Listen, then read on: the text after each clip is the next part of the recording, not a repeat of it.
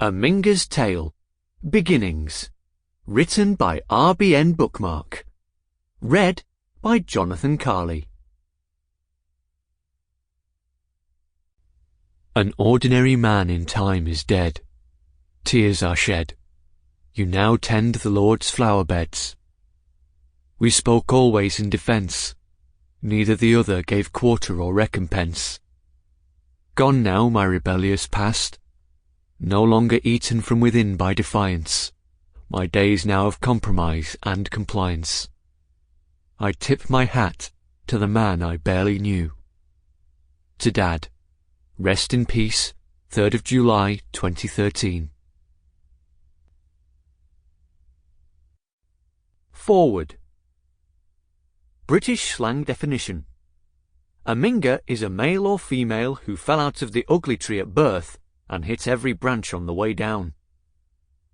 It was 1st of June 1968, an early Saturday morning film matinee at the Apollo Theatre in Ardwick Green, North Manchester, England.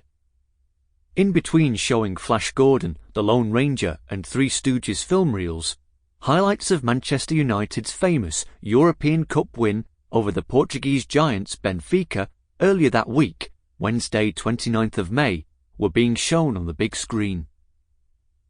Glued to my seat, hands messy from the chocolate-dipped raisins I had bought earlier in the foyer, chewing frenetically on a lump of chuddy, chewing gum, like a 10-year-old on speed, I looked on in awe at the big screen.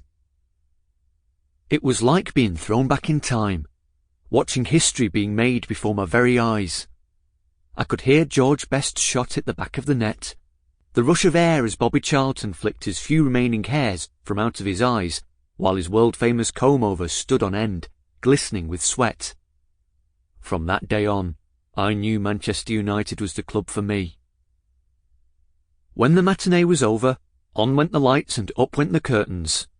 I hurriedly wiped my shitty hands on the seat in front of me, and made my way out through the hordes of excitable, mucky and mischievous urchins of Manchester, treading on strewn sweet cartons and laughing to myself at the thought of the girl who was sitting in front of me, pulling the chewy out of her hair.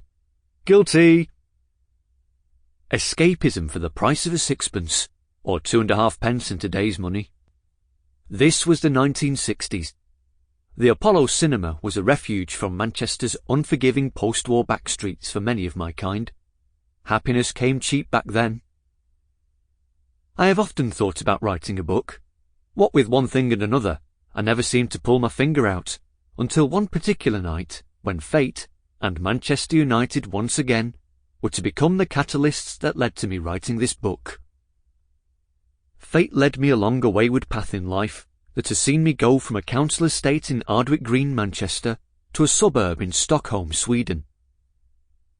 I never thought I would make it this far in life, and that happy endings do exist. Chances were I would follow the same route as some of my childhood friends. I'd either wind up in prison, or dead in a gutter, dispatched with a lead epitaph to the back of the head. 45 years on, in a small suburban Swedish corner of the world that had become my home, I sat alone watching TV. A bottle of red wine my only sustenance, to help me through the night, and guide me along a memory lane, filled with cobwebs and barbed wire. It was the hardest yet of my 55 years, 2013, and I reminisced about many things.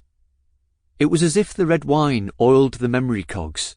Things in time that had long since been forgotten now came to the fore. As one glass emptied, I filled another to the brim with memories good and bad, happy and sad. The death of my father 3 months earlier and the pain he endured still plagued me, and will always do so. When he passed away, it was a watershed in my life.